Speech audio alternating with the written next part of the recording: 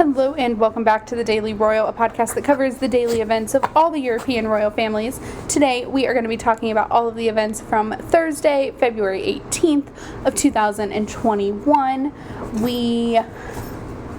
Let's see. I don't think I really have that much to say other than I'm sick of the snow. If you live anywhere that got a lot of snow in the U.S. over the past few days, I feel you. I personally have started looking at moving south and getting out of the snow. We'll see if that becomes a reality, but it's something I'm seriously thinking about because I've had 27 winters now in my lifetime full of snow, and I'm just kind of done. Kind of over the snow. So if you're in that situation, I feel for you. If you're in Texas, I hope you're okay. I've been in a situation similar to what you're in before, and I know it's really hard and it's really scary. And just hang in there. Soon enough, if you're without power, the power will come back. It'll take some time, but hang in there. I know it's really, really cold. But do your best. I know it's really hard, but I am thinking of you all and empathizing because I truly have been there. But anyway, we are going to jump right in now and get started with the Spanish royal family. I will say, props to Sweden. They did finally put out a little bit of a write-up on yesterday's event with Prince Daniel, but it wasn't anything too much additional to add, so not much there. So we're just going to jump right into the Spanish royal family.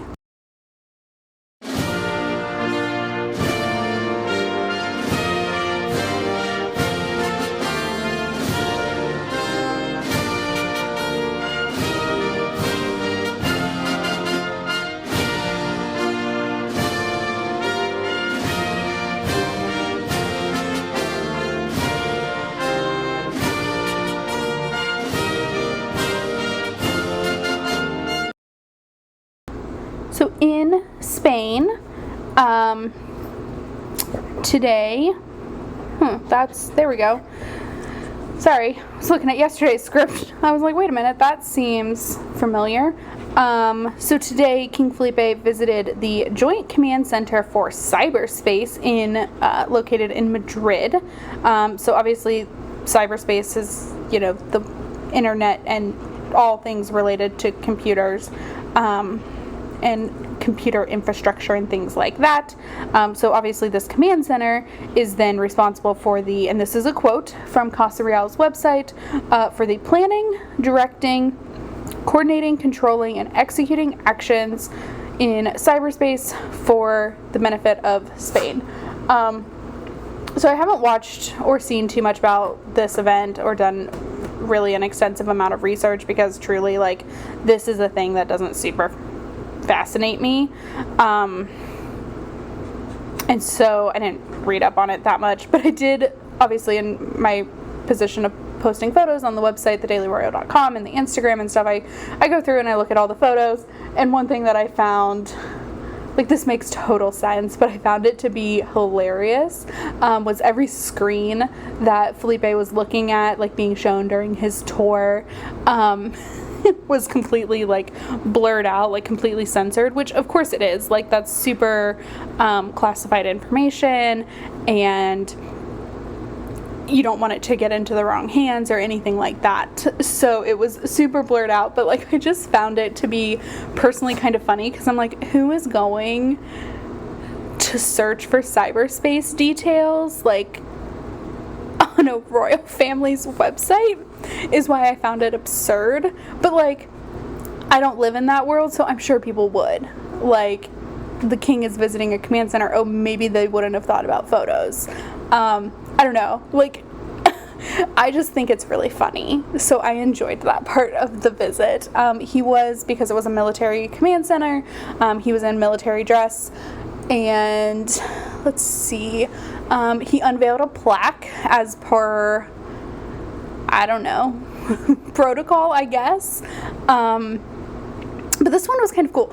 This is how, like, starved for like fascinating things I've been this week, is that I've never seen a plaque unveiling done this way. So like usually they're on like a chain, or just the ribbon is or the cloth is just kind of like covering them, and so you pull it off. Well, this one I kind of had like the best of both worlds. So there was a strip of cloth that was separate that Felipe pulled, but then it was like velcroed onto the plaque.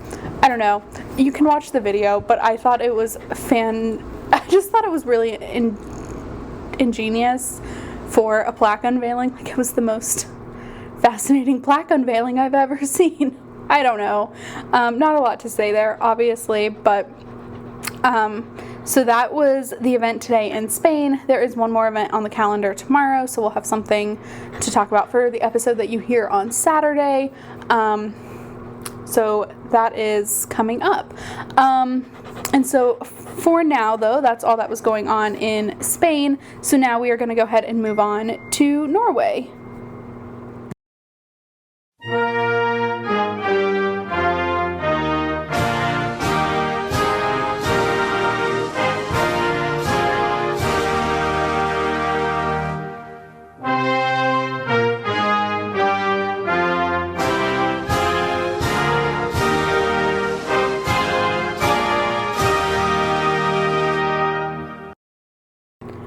In Norway today, while there were no like super public events or anything like that, there were a substantial amount of kind of things happening behind the scenes that I wanted to go into a little bit, because they're things that we haven't seen Crown Prince Haakon do in his regency role, to my knowledge, and at least over the past year or so, every time he served as regent. So I wanted to go over some of those, because now that King Harald is on for, what will be about another month, I wanted to share with you some of these ceremonial things that when Haakon is serving as regent, he doesn't usually get to do. So today, this is pretty normal for a Thursday. Crown Prince Haakon and Queen Sonja participated in an audience with the foreign minister for Norway. And then also today, Crown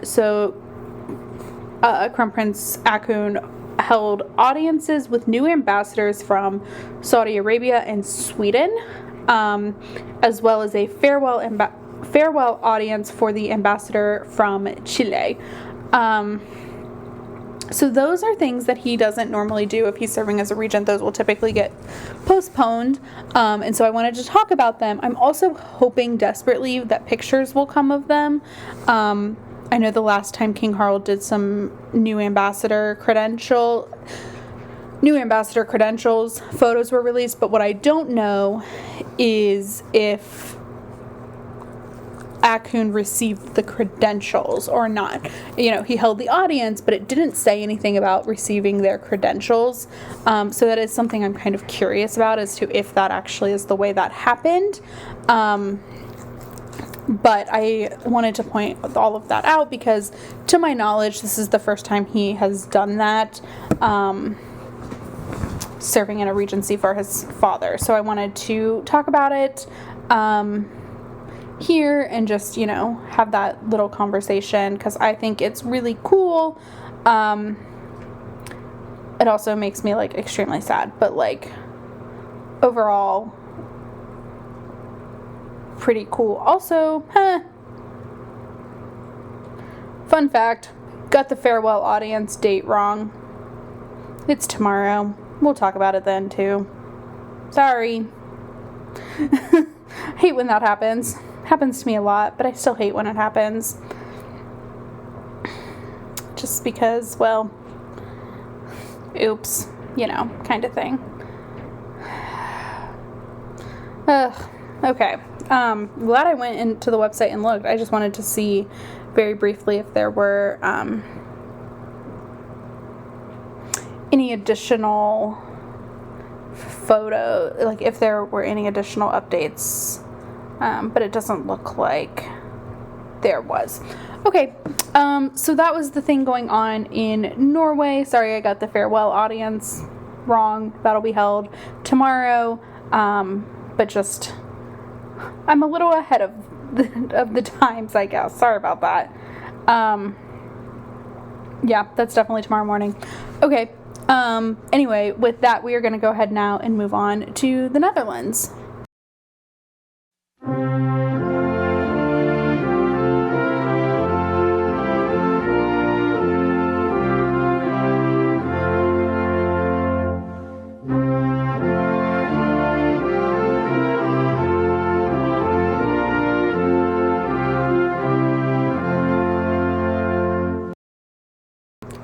You guys, I cannot believe that this is happening, but I am so excited about today's event in the Netherlands. Like, so thrilled. It makes me so happy. And it's kind of like this thing I didn't know I needed until I saw it. And so today, Queen Maxima had what I think is her first outside the palace engagement of the year, in February. But still. And she visited like a primary school. So specifically, she visited hold on, I lost my outline. Hold on. The Christian Elementary Sabina van Egmond, to learn all about like how the students, teachers, parents, etc. have been affected by COVID, the lockdown. So I guess Dutch schools went into lockdown again on December 20th. And from the write-up that the Dutch royal household gave, they didn't go back until like 10 days ago, back into the classrooms until February 8th. So they're, back into the classroom is still super new while we were experiencing this second wave or for them, it was a second wave of COVID. For us, it's like the never-ending second wave over here. Like, we hit our second wave in September, and it doesn't ever seem to be changing. I don't know. It's hard over here, y'all. And now we're being pelted with snow in places that never receive snow. So anyway, so she went into different classrooms. She had a round table with parents. It was this thing that I didn't even know I needed. So I guess I just kind of was like, the Spanish royal family is out and about, but they're the only ones that are really out and about doing things. And so today, when it was someone else, it was like shocking to me, because like it felt really strange yesterday too when the Prince of Wales and Duchess of Cornwall in the UK did this, because it was just like weird to see them out of a screen. I saw them personally on a screen, but like they weren't on a screen, so it felt really weird. And then it happened again today in the Netherlands with Maxima, and I know Willem-Alexander has left, but like it's different. It just is. I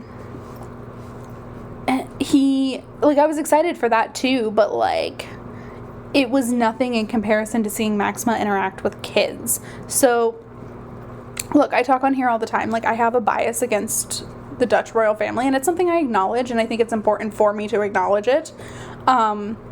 I do want to talk about their stuff, and like I want to get past my frustration, and like I'm getting there. But like today, seeing Maxima interact with kids, like I remember why I like her, because we haven't really been able to see that. And so it was just like this really great event. She went into different classrooms with different ages, and like she just knew how to interact with all of them. I don't know if it was in an actual music class, but there was a classroom, and they sang her a song in Spanish, which, for those who don't know, Maxima is from Argentina, and so therefore Spanish is her first language, and her native language. And like it was just, the song was great, Maxima's energy was great. Like, I just loved this event, like enough that I'm gushing, and I recognize I'm gushing, but it's so good. It's such a good event to gush about. I don't know. So I just like really, really enjoyed that. And I wanted to share with you all that I really, really enjoyed something that the Dutch royal family does, because I know I harp on them a lot. I just hold them to a really high standard that, like, I've put them on the same level as, like, I do kind of their counterparts in Belgium and Spain, and, like, because they're all of the same generation, like, I put them on a pedestal a little bit, like, with the Belgian royal family and the Spain royal family. And Spain and Belgium, to me, like, rose to that occasion, whereas the Netherlands just didn't. And so if you're, like, that's the first time I can really feel like, okay, this is why I feel the way I do, is I was comparing what feel more like apples to apples than, you know, of course, I don't expect Willem-Alexander and Queen Elizabeth to be having the same kind of engagements right now, because Queen Elizabeth is almost 95, whereas Willem-Alexander is like 54. He'll be 54, I think, in April. I think he's 53 at the moment. Yeah. So he'll be 54. So, like, obviously there's a big age difference there. And, like, I don't hold him to the same standards as I do the other monarchs. But, like, with Willem-Alexander, King Philippe of Belgium, and King Felipe of Spain, they all kind of became king one right after the other. You know, with Willem-Alexander and Felipe in 13, and then Felipe in 14, like, it just, they are more comparable to each other, and so, like, I held them to that standard, and they didn't match up, but that's okay. I adjust my expectations. I say that all the time about different things, like, adjust your expectations, or set more realistic expectations, and things will go a little bit easier. So I just wanted to say, like, I loved this event today. It was awesome, and if we could get more events like that, like, my relationship and feelings towards the Dutch royal family will quickly repair themselves. But so that's what was going on. Also, while the kids were singing, so kids in the classroom did not have face masks. I'm sure that is a guideline from the Dutch government. But when they sang, they did put on their face masks. So I found that to be interesting. But anyway, that's what was going on in the Netherlands today. All very exciting stuff. We are skipping Denmark because there was just nothing to see. And now we are going to go ahead and move on to the British royal family, I think. Yes, we are. Okay, let's go to the British royal family now.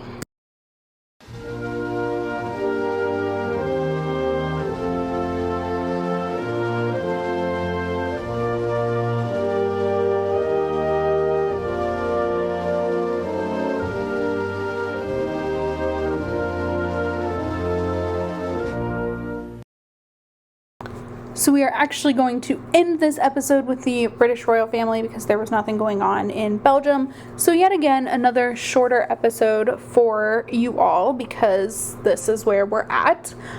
It's just a slow week. Probably would have been better to do every other day episodes, but then, like, days like yesterday, there was just a lot of news to cover. So we're doing this and they're shorter. It works. Keeps me in a routine, keeps you guys, I don't know, maybe engaged, I hope. Okay.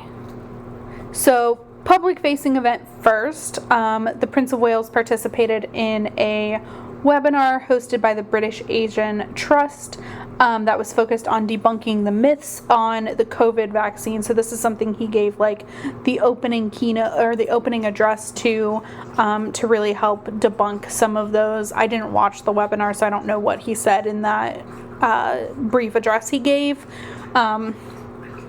But that is what happened. That was publicized on Twitter. And now I'm going to go to the court circular. So this is interesting. I'm really curious about this, but according to the court circular today, the Queen conferred an honor of the knighthood to Vice Admiral Sir Anthony Johnston Burt. So he was made a knight and invested him with the insignia of a Knight Commander of the Royal Victorian Order. Did she do this in person? Like, did she hold this person, like, in person? I'm shook. I'm shocked. Why isn't this more talked about? I need more details immediately, and there are none to be had. And I am so sad about it because, oh my gosh, if she held an in-person engagement and no one's talking about it, I'm gonna lose my mind. Oh, of course he did. Like, this is kind of one of those moments of like, yeah, I needed this, and I knew I needed this. When I see her doing in-person engagements again, I'll feel better. Granted, she's been vaccinated against COVID, but still, I'll feel better. So I'm looking on Twitter just to make sure I didn't miss anything. I didn't. There's nothing. Okay. I don't know, but I'm really excited. Hopefully they'll publicize more about that. Okay. So that's what was going on at Windsor Castle. And now we're going to move on to Kensington Palace, where it looks like the Duke of Cambridge is continuing his weekly phone calls to different area hospitals about their COVID vaccination sites, plans, etc. So that's what was going on the court circular. And yeah, I think that's all I really have to talk about today. My pets are about to start playing, which doesn't ever happen. This is editing me, giving you a brief warning that my dog does bark in this outro because she was playing with my cat. I wanted to keep it in because it was funny, but if you are listening through headphones, you may want to turn it down a little bit. You'll still be able to hear me, but her barks are kind of sharp, but I kept it in because I thought it was really cute and funny. So, enjoy that, but turn down your headphones, and I will talk to you all tomorrow. So I'm going to end this now. Very quickly, though, please, visit thedailyroyal.com, the Daily Royal Daily Royal on Instagram. Yep. And like and review this podcast, and I will talk to you all. Like and review. Stop it. I'm gonna save this. I'll put in a little like headphone warning. But like and review this podcast wherever you're listening to it, and I will talk to you all tomorrow. Have a great rest of your day.